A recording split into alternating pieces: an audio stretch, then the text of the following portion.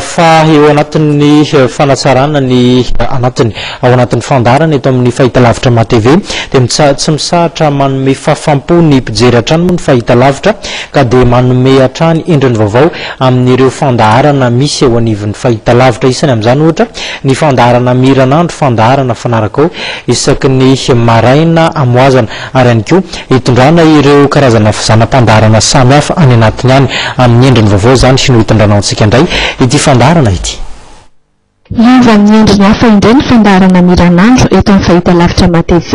Arak'izany dia angem-pitoerana nanisy maginy mpanentana vaovao izay ahitana ny Kisy Fabi. Raha i Fabi manokana dia voasokajy olona matotra raha nambaranandro akaiky azy. Fabi izy olona sarika dia sotra dia izy koa mifandriaman'olona be dia ohatra hoe misy zavatra ataony dia endritra be fa misy fotoana izy masisika aminay ohatra hoe misy mety nataonay zandriny dia masika aminay izy zay ngamba ny hitako tena misongadina be amin'ny toetrany fa ny amparan'izay ohatra ny olona ketraketra ihany matotra be izy rehefa manao zavatra dia serieuse be karaha manao karaoke dia mandeha manao shopping dia misy tena koa izy mandeha manao théâtre ny ampianarany sao.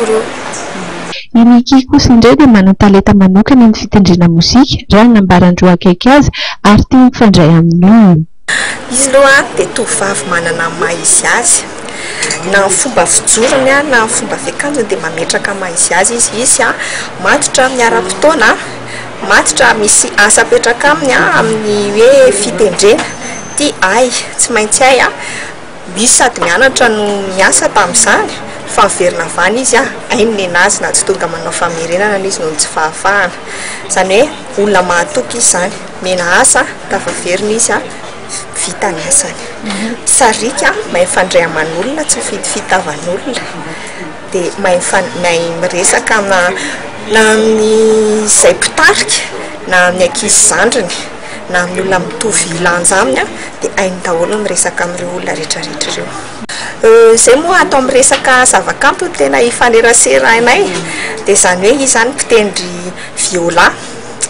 dia mpihira soprano isan'ny pilier atao aminay izy ka rehefa le mandeha mitendry izay ka vitsy ny isan'ny olona hoentinay dia isan'ny antsonay matetika izy.